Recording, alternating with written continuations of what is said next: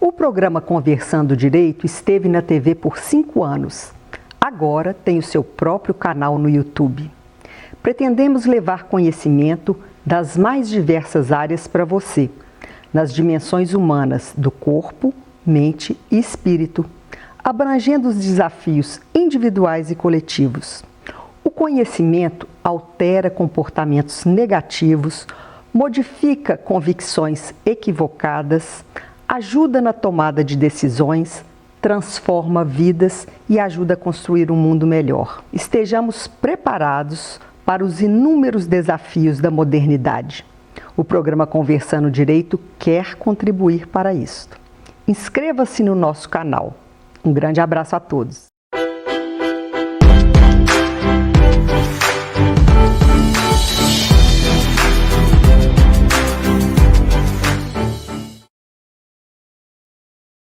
Muito bem-vindos a mais esse evento do IBAP, nosso 19º webinar, nossa 31ª transmissão ao vivo de eventos.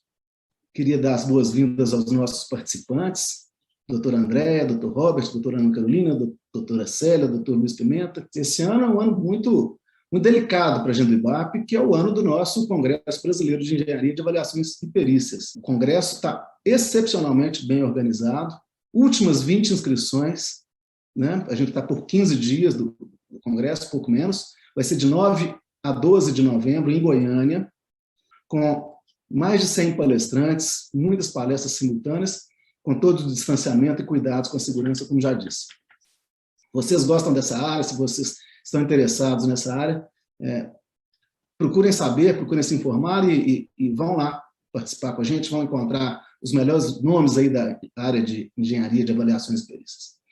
Com certeza, né? Nesse caso, o nosso webinar hoje, ele trata uma questão muito bacana, né, que é a questão da engenharia e sua relação com o meio ambiente, né? Como que o nosso trabalho de engenheiros, de engenheiros peritos, pode se relacionar com o meio ambiente, o que pode ser feito, quais as possibilidades do mercado de trabalho, que são muitas, e para isso a gente trouxe aí uma equipe de altíssimo nível. Inicialmente eu gostaria de agradecer a presença de estar aqui com pessoas tão ilustres, né, fazendo esse webinar no IBAP, para conversar sobre um tema extremamente importante, que é a engenharia e o meio ambiente. Então, cumprimento todos os colegas da webinar e acho que nós estamos agora, nesse momento, nesse semestre, num momento muito importante da área de meio ambiente, não é?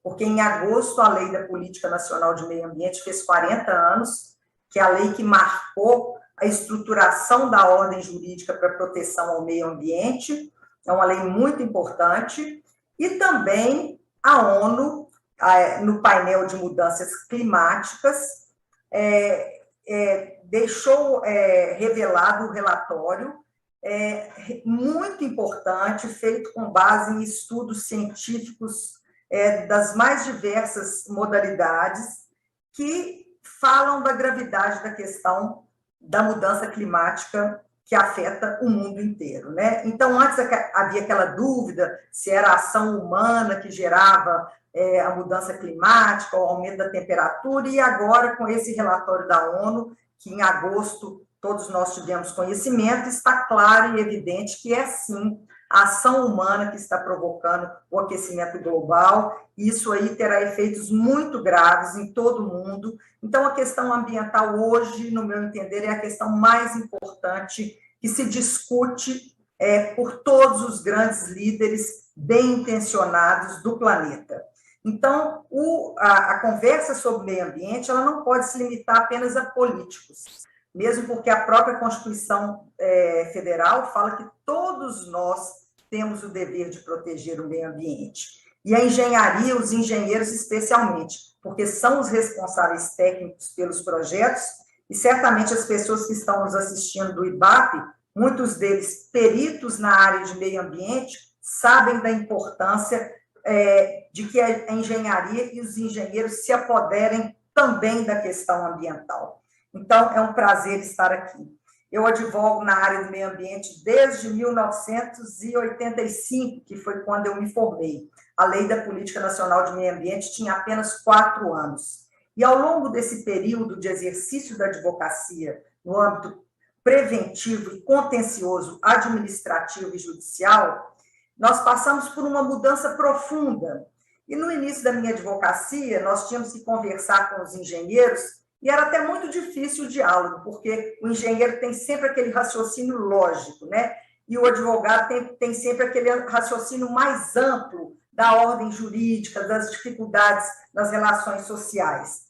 Então, o meu primeiro cliente, para vocês terem uma ideia, quando eu comecei a advocacia, ele não deixou o fiscal da Secretaria de Meio Ambiente entrar na empresa dele.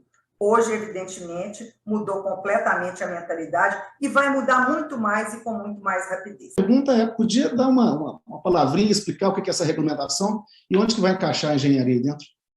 Ok. Para eu explicar a regulamentação, eu tenho que explicar um pouco sobre esse histórico, contar essa história desse decreto, não é, Clemenceau? Quando eu fui ouvidora-geral do Estado de Minas Gerais, por uma questão entre o CREA, instituição, e a Ouvidoria-Geral do Estado, o Estado de Minas Gerais, eu assumi a função de vice-presidente da Câmara de Mediação e Arbitragem. O Clemenceau era o presidente, o atual presidente é o Robert Farrer. Então, com a experiência que eu sempre tive na área ambiental, nós passamos a discutir qual o papel que o engenheiro poderia desempenhar para que ele também contribuísse na proteção ao meio ambiente. Então, vários projetos surgiram a partir desse diálogo entre nós, engenheiros e advogados. Foi criada a Câmara Temática de Meio Ambiente, o Colégio de Representantes do CREA nas instituições ambientais representativas, e um dos projetos concebidos foi esse, de nós tentarmos criar uma unicidade na ação estatal em decorrência do mesmo dano ambiental. Eu vou explicar de maneira mais fácil. Se alguém provoca um dano ambiental, esse dano ambiental pode gerar um processo no Poder Executivo, com a aplicação de uma multa. Esse mesmo dano ambiental, se comunicado ao Ministério Público, e por força da Constituição de Minas, uma cópia tem que ir ao Ministério Público, ele pode abrir uma investigação ou um inquérito, e, após a tramitação do inquérito, pode gerar uma ação penal ou uma ação civil pública.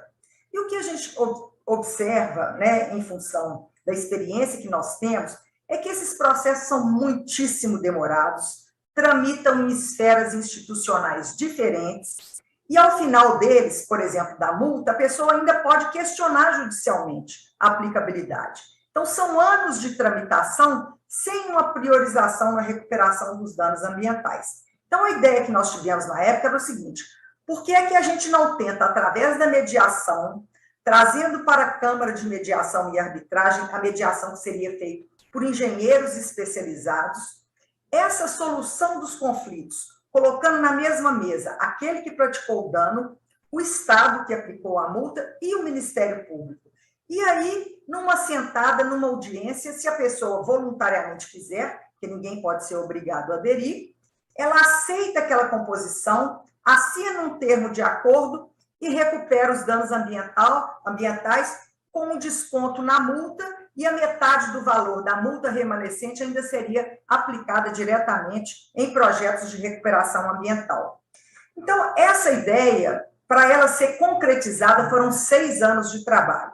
Nós começamos a percorrer os gabinetes, eu, o Clemenceau, o Luiz, que está aqui, o Robert Farrer também, e conversar com todos os atores. Olha, a engenharia pode dar sua contribuição. Você fazer uma mediação qualificada, imagina, o problema é florestal, um engenheiro florestal fazendo a mediação, o problema é uma contaminação química, um engenheiro químico fazendo a mediação, quer dizer, nós priorizaríamos a recuperação do dano ambiental e não a responsabilização apenas. Bom, todos concordaram com a ideia e, para nossa alegria, o Poder Judiciário se apresentou voluntariamente no CREA, querendo fazer a homologação judicial dos acordos, o que significa que o assunto estaria ali encerrado sem possibilidade de judicialização. Então, o decreto saiu, 47772, em 2 de dezembro de 2019, e agora está em fase de regulamentação. Não é fácil, é algo bastante complexo, porque modifica as estruturas procedimentais de todos esses poderes, mas é uma forma de fazer com que a engenharia também entre na complexidade das questões ambientais com a sua capacidade e com a sua especialidade.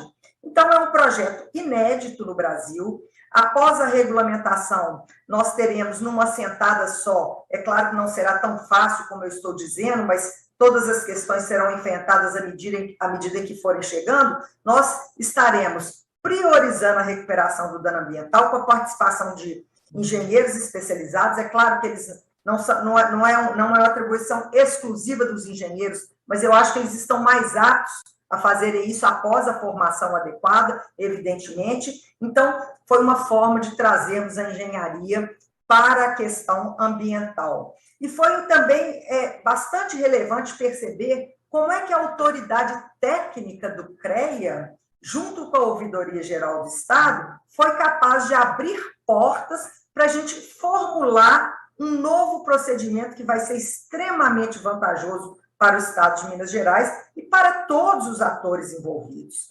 Então, é um projeto pioneiro que a CMA e o CREA demonstraram uma força que talvez eles nem conhecessem na autoridade técnica da questão ambiental. E eu espero que essa regulamentação seja logo concluída pelo Ministério Público e pela SEMAT.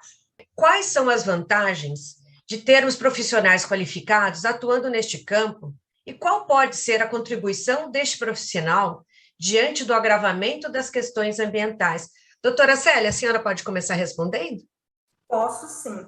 Com o exemplo do decreto 47772.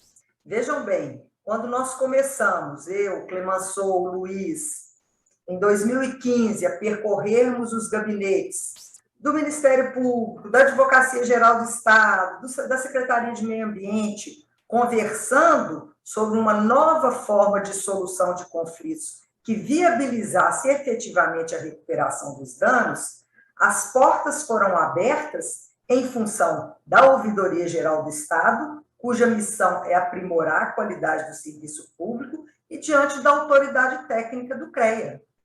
Então, vejam a força que o CREA tem num momento crucial em que a humanidade discute a preservação do meio ambiente. E aqui eu promovo um desafio com uma pergunta a vocês, né? E ao CREA, que é essa representatividade dos engenheiros e dos agrônomos. O que mais o CREA pode apresentar para contribuir na defesa do meio ambiente? Então, eu acho que existe um vasto mercado de trabalho e um vasto mercado para conquistas ambientais, é o mais importante. Porque a questão da proteção ambiental, nós não temos que enxergá-la porque nós somos bonzinhos, porque nós gostamos de cuidar da plantinha, porque nós gostamos de ir para o sítio, nada disso. É porque nós dependemos do meio ambiente. Essa é a questão.